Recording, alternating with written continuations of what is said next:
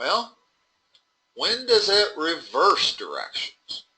Reverse direction means it either goes from positive to negative or negative to positive. Where does that happen on that horizontal axis? Negative to positive. Or positive to negative. Either one is reversing directions, right? In other words, if I'm moving and all of a sudden I go in the other direction, I've reversed directions. And then all of a sudden I go in the other direction, I've reversed directions. So a reversal of directions requires you to stop. Meaning velocity's got to be zero when you reverse directions. So where's the velocity zero? When it touches the horizontal axis. What numbers? What times? 0. Oh, times. So I'd say 0, 2, and 7. Well, now hold on. They're only asking for 2 points. One is this one. That's where velocity goes from positive to negative. Well, you can't go from positive to negative without stopping. Stopping means the velocity is 0. So basically the question says is when is the velocity 0? Well, it's 0 when t is 2 seconds. It's also 0 when t is 7 seconds. The only difference is the first one at 2, it's going from a positive velocity to a negative velocity. And the second point, it's going from a negative velocity. Even though this thing is increasing, it's still negative. If it's below the horizontal axis, it's negative. Okay, so everything that I'm pointing at here is negative velocity, all of it, from 2 to 7 seconds. But then it stops at 7 seconds, and it turns positive, goes the other direction. So the answer is 2 and 7. Okay. When is the body moving at a constant speed? It looks like from, I see how it hits -3, so I'd say like 3 to 6. That's good. That's what I would say too. And that's the only point. Everywhere else there's slope, which means the velocity is changing with every second.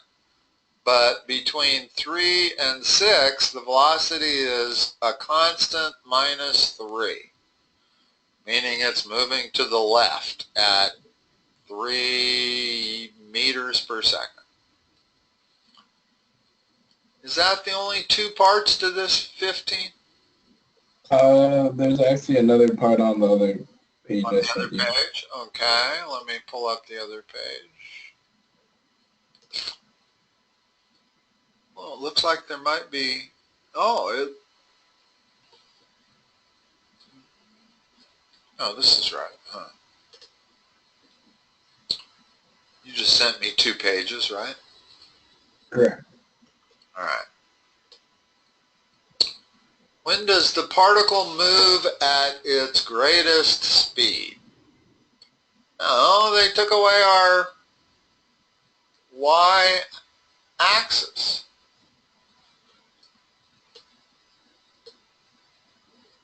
It's okay, we can probably still estimate. Okay. Oh, hold on. Oh, this is a different problem altogether. What am I thinking? This is not problem 15. Where's the rest of 15? I think I opened the wrong page, perhaps. Although this is very similar to 15. Is this 15? No, it looks a little 16. it looks a little different. Let me go back. I'm just curious, and let me open that other one. I'm going to resend it just in case. It's a very similar function, but it's not exactly the same. Number 19, or whatever that one is, it keeps going, and they took away the grid on the left. Yeah, the one that you were looking at was number 18. Okay. I just sent you another one to hopefully clarify that.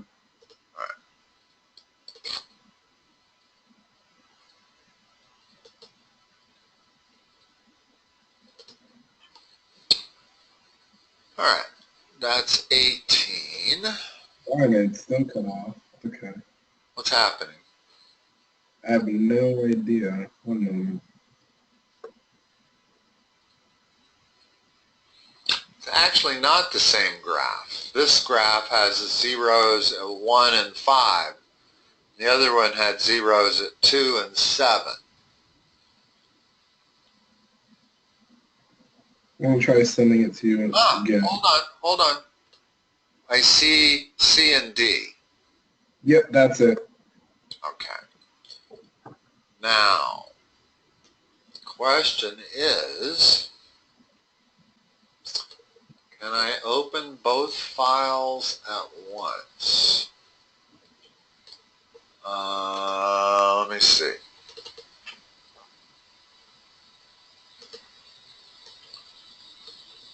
It's got to be this one. There's the second one. I got to open the first one. There we go. Yeah. Oops. So there's the graph. Just when I was thinking I was getting used to Windows 10. Alright, now let me take a snapshot of that. Wow, what's going on with our audio? I have no idea. That sounds better. Yeah, a lot better. Alright. So graph the body's speed from 0 to 10. If I graph a speed chart, know one thing about speed. Speed is not a vector. Speed is a scalar quantity. It has one thing and one thing only. That's speed. It doesn't care which direction. So speed is the absolute value of velocity. Okay? Now, tell me what the speed is at, here, let me point to it. No, I don't need to. What's the speed right there?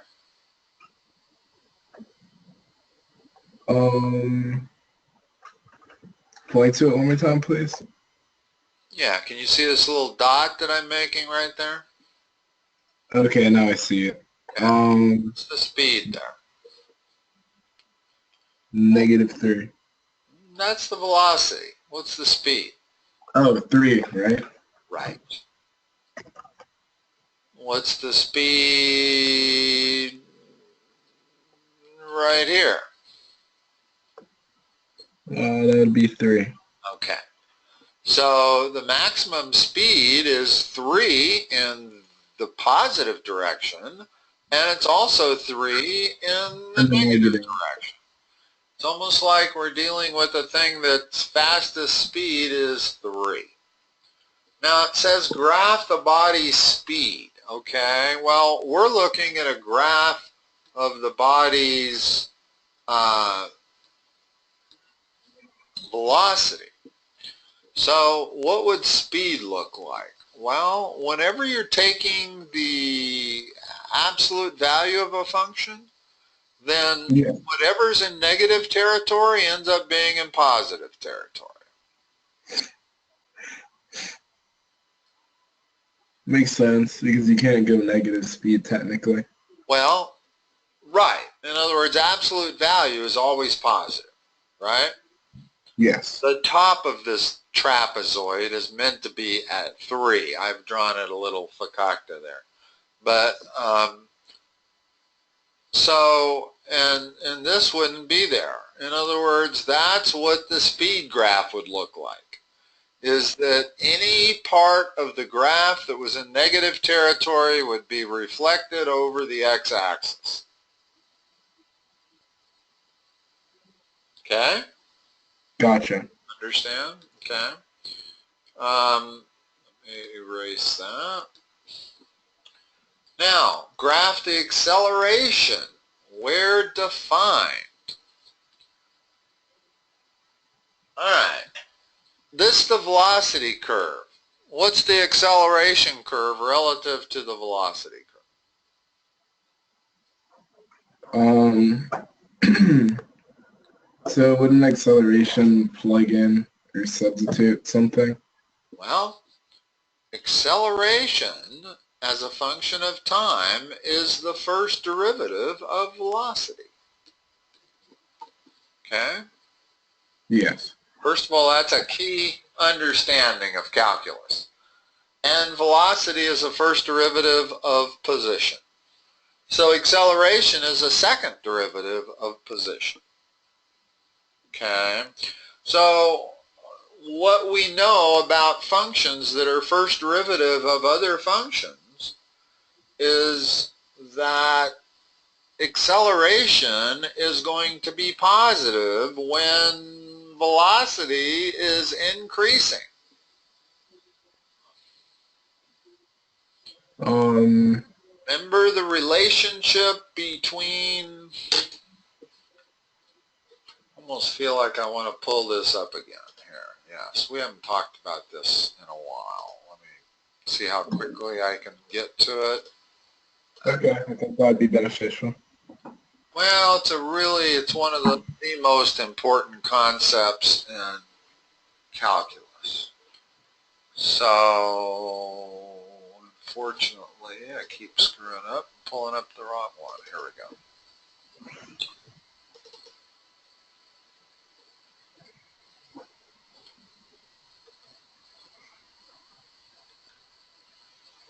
I always have to find it.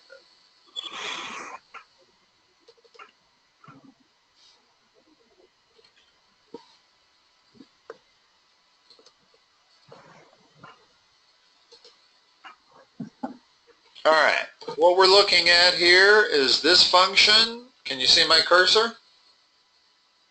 I can see the mouse, yes. Okay. That function is the primary function. That's the first derivative. That's the second derivative, and they're all plotted on the same basic horizontal axis. In other words, the horizontal axis is x there, it's x there, it's x there, but the vertical axis is y, and this is y prime, first derivative, and this is y double prime, second derivative. So here's the most important thing, is when the original function is increasing, you see those two dots? Yes. First derivative is positive. Now, the first derivative is decreasing, but it's positive. You see why it's positive? It's still above the x? It's above the x-axis. That means it's positive. Now, let's go back and look at the original function when it turns to decreasing. In other words, from this point to this point, the original function is decreasing. Decreasing original function means first derivative is negative. All of this territory is negative territory.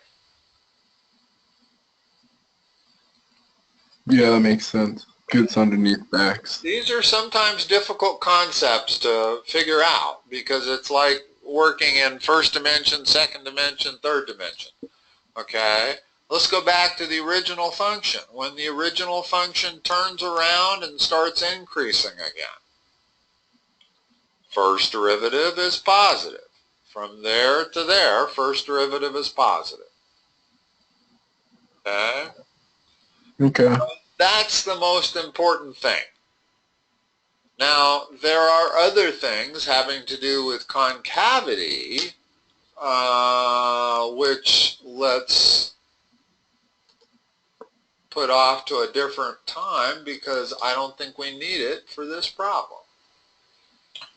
Let me figure out, snap that left, snap that right, take a picture of it so I can draw on it. All right, so what we want to know is what is the acceleration curve. What they want to know is graph the acceleration, okay? So if I put the acceleration curve right below it, then this will be v prime, and this will be the time axis, okay? Got it. So between 0 and 1, this function is increasing. Where does v, in fact, it's got a constant slope. Between 0 and 1, it's got a slope that looks to be 3. Okay, so if I put a point 1 right there,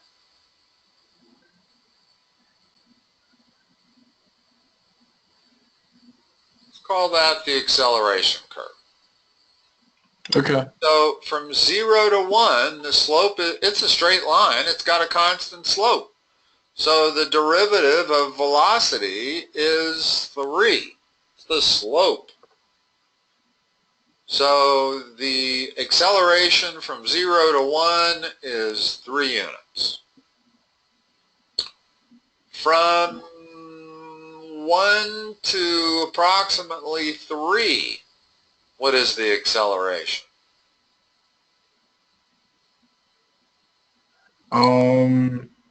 It looks like 3 as well. Negative 3, right?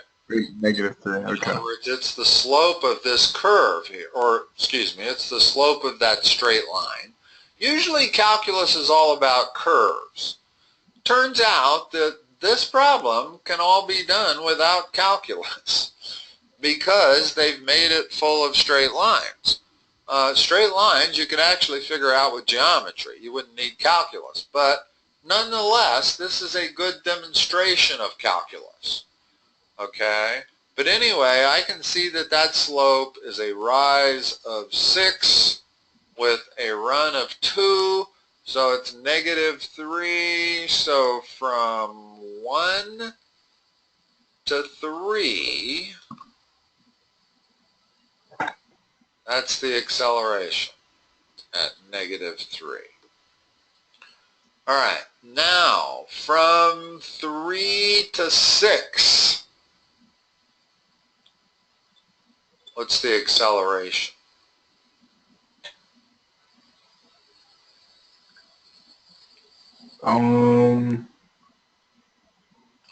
Look at So it's all at negative 3, so it's constant. what is the slope of that line?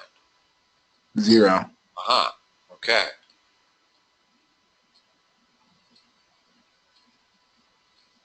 And now from 6 to 8,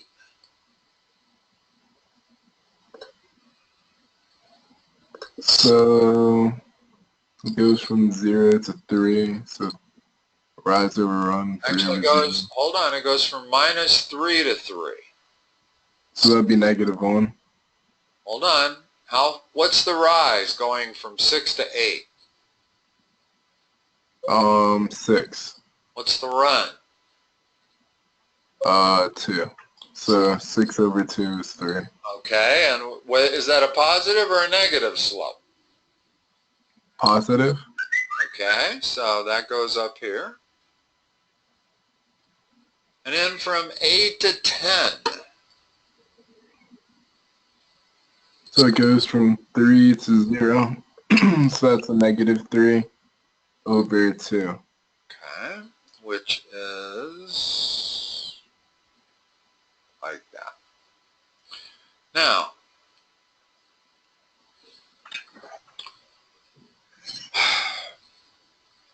what happens at this point right here? What's the derivative there? You see where I'm pointing? Approximately where time is 1 on the velocity curve. Okay. What's going on there? In other words, how do I know what to put on the end of these horizontal lines? Do I use closed circles? Do I use open circles? I think the outside ones will be closed, and then the inside will be open. Here's the thing. When you have a corner or a cusp, which I have there, hold on, I have a corner there, I have a corner there, I have a corner there, I have a corner there. That function is not differentiable at those corners. You cannot tell what the slope of the tangent line would be. You might think the tangent line would look like that, but why that instead of that? Or why that? You can definitely prove that there's no tangent line at a corner or a cusp. So the derivative is not defined at 1. So that's open and that's open. It's also not defined at 3. So that's open and that's open. It's not defined at 6, that's open. It's not defined at 8, that's open. At 10, that's 8. That's 8. At 10, that's closed. In fact, it's probably closed at 0 also. In other words, you can differentiate that from one side only to get a slope of 3. But always remember corners and cusps, you cannot differentiate it, which means the first derivative curve, you can't say what's going on at 1, 3, 6, or 8. That's why it's open circles everywhere there. Okay. Okay. Well, I appreciate the help.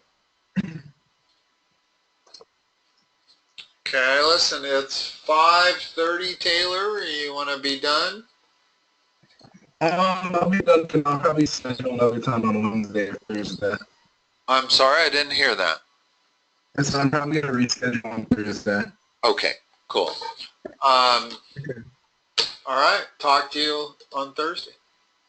Thank you. I appreciate it. Have a good day. Bye. You too. Bye-bye.